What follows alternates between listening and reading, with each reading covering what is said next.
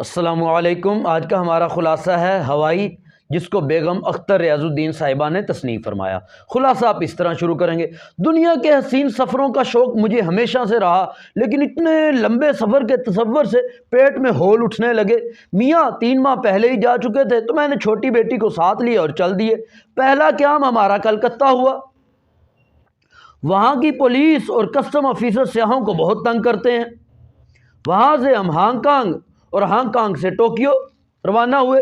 Hong Kong سے Tokyo کا جو 4 گھنٹے کا سفر تھا بہت لرزا دینے والا تھا۔ ٹوکیو سے ہوائی کا 6 گھنٹے کا سفر بہت خوشگوار ثابت ہوا۔ رات 10 بجے ہم ہوائی کے دارالسلطنت کیپٹل ہونولولو پہنچ چکے تھے۔ میاں کو تار دے دی تھی۔ ہوائی کی یہ دیرینہ رسم تھی، قدیم رسم تھی، آنے والے کا پھولوں سے استقبال کرتے تھے۔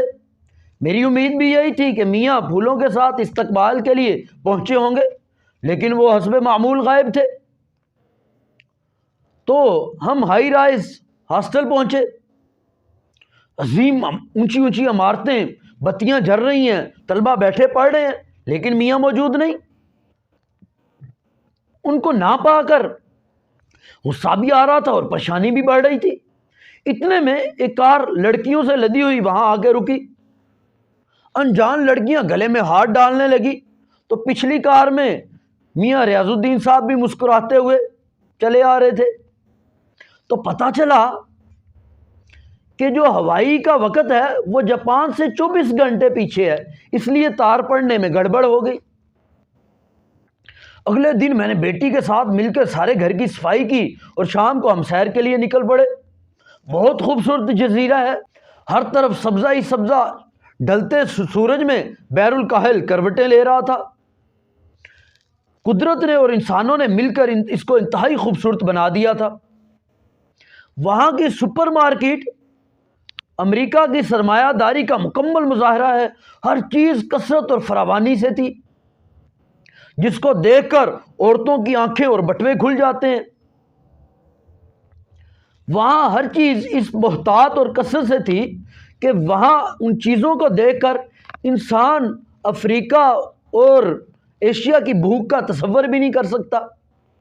وہاں بلا ارادہ اور بلا ضرور ہر جگہ سے کچھ نہ کچھ خریدنا پڑتا تھا۔ کیوں کہ ہر چیز کی 50 قسمیں تھی اور ہر قسم چھت تک لدی ہوئی تھی، چنی ہوئی تھی۔ میں نے بھی پہلے ہی ہلے میں $32 کی خریداری کر لی۔ ہمارے آنے سے پہلے ہی میاں نے گھر کا کچھ سامان، کار، ٹیلی ویژن، صوفہ، گراموفون وغیرہ خرید لیے تھے۔ انہوں نے یہ پرانی چیزیں خیرات کے جذبے سے خریدی تھی، کیونکہ یہ اس دکان سے خریدی تھی جو غریبوں کے بھلے کے لیے، مدد کے لیے چلائی گئی تھی۔ کار 1857 کا ماڈل تھی، جو چلتی تھی تو دنیا دیکھتی تھی اور جب رک جاتی تھی تو دنیا شکر کرتی تھی۔ اس کو میرے میاں ہی چلا سکتے تھے، اس کے علاوہ کوئی نہیں چلا سکتا تھا۔ اور ٹیلی ویژن، وہ بھی 2 دھب لگانے سے، 2 مکے لگانے سے، یا پھر گرم کمبل اس کے اوپر ڈالنے سے کئی گھنٹے تک بہترین چلتا۔ میں 2-3 دن کا کھانا پکا کر فریج میں رکھ دیتی اور پھر ہم سیر کو نکل جاتے۔ امریکی حکومت نے وہاں ایک عظیم الشان ایسٹ اینڈ ویسٹ سینٹر بنایا ہوا تھا، جہاں بڑے بڑے اسکالر آتے اور کورس کے درمیان اب کچھ بھی پڑھیں، لکھیں، تاثرات قلم بند کریں، کوئی پابندی نہیں، کوئی امتحان نہیں۔ جو اسکالر کتابیں لکھ جاتے، ادارہ بڑے فخر سے ان کو شائع کرتا۔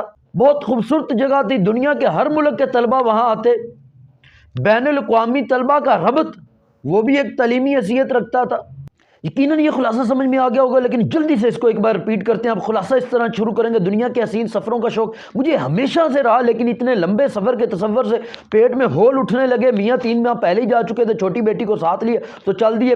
ہمارا پہلا قیام کلکتہ ہوا۔ کلکتہ کی جو پولیس ہے اور کسٹم آفیسر سیاحوں کو بہت تنگ کرتے ہیں۔ وہاں سے ہم ہانگ کانگ پہنچے، ہانگ کانگ سے ہم ٹوکیو روانہ ہوئے۔ ہانگ کانگ سے جو ٹوکیو کا 4 گھنٹے کا سفر تھا انتہائی لرزتے لرزاتے گزرا، لیکن جو ٹوکیو سے ہوائی کا 6 گھنٹے کا سفر تھا انتہائی خوشگوار ثابت ہوا۔ رات 10 بجے ہم جو ہوائی کا دارالسلطنت ہے، کیپٹل ہے ہونولولو، وہاں پر پہنچے۔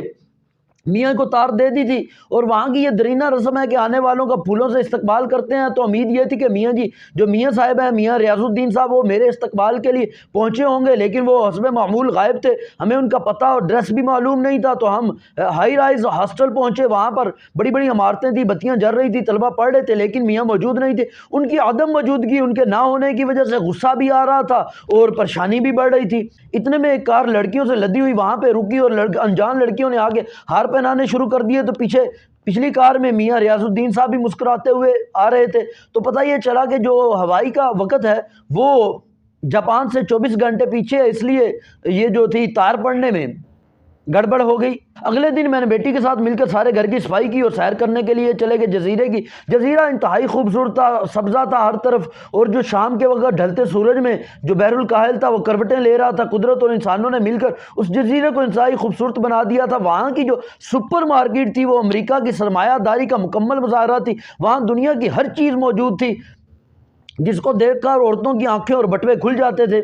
وہاں چیزوں کی ہر چیز کی بہتات اور کثرت دیکھ کر بندے کو افریقہ اور جو ایشیا اس کی بھوک کا تصور بھی نہیں ہوتا تھا۔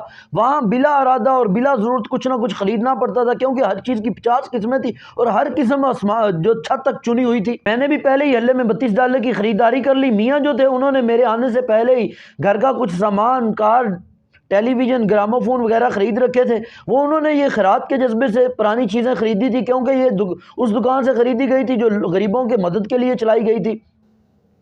اور جو کار تھی وہ 1857 کا ماڈل تھی، جب چلتی تھی تو دنیا دیکھتی تھی، جب رکتی تھی دنیا شکر کرتی تھی۔ اس کو میرے میاں کے علاوہ کوئی بھی نہیں چلا سکتا تھا۔ جو ٹیلی ویژن تھا وہ بھی دو مکے لگانے سے یا پھر گرم کمبل ڈالنے سے کافی دیر تک صحیح چلتا رہتا تھا۔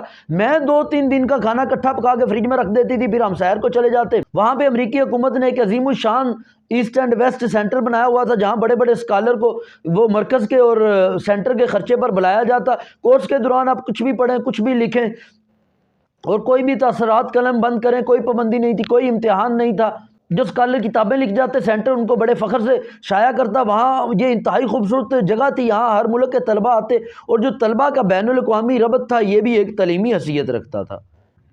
اب جلدی سے اس کے پوائنٹ ذکر کر دیتے ہیں۔ سب سے پہلے آپ دنیا کے 3 سفروں کا شوق اور لمبے سفر سے پیٹ میں ہول اٹھنے کا، میاں کے جانے کا، بیٹی کو ساتھ لے کے کلکتہ، ٹوکیو، ہونولولو یہاں پہنچنے کا، پھر ہوائی کے دارالسلطنت پہنچنے کا، اور میاں کا نہ ملنا، ان کا استقبال نہ کرنا، پھر ہائی رائز ہاسٹل پہنچنا، وہاں کی بتیوں وغیرہ کا ذکر کریں گے، پھر وہ کار کا پہنچنا اور میاں کا بھی وہاں موجود ہونا، پھر اگلے دن صفائی کرنا اور سیر کے لیے جانا۔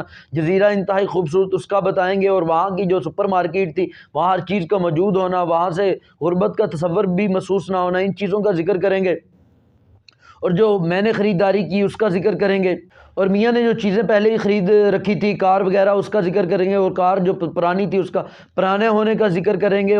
میاں نے جو گھر کا سامان خرید رکھا تھا اس کا ذکر کریں گے، کار کا ذکر کریں گے، اس کے چلنے رکنے کا ذکر کریں گے، اور جو میں 2-3 دن کا کھانا بنانا اس کا ذکر کریں گے، اور جو ایسٹ اینڈ ویسٹ سینٹر بنایا ہوا تھا جہاں بڑے اسکالر آتے ہیں ان کا ذکر کریں گے، اور آخر میں یہ ذکر کریں گے دنیا جہان کے طالب علم آتے ہیں ان کا ملنا بھی ایک تعلیمی حیثیت تھا۔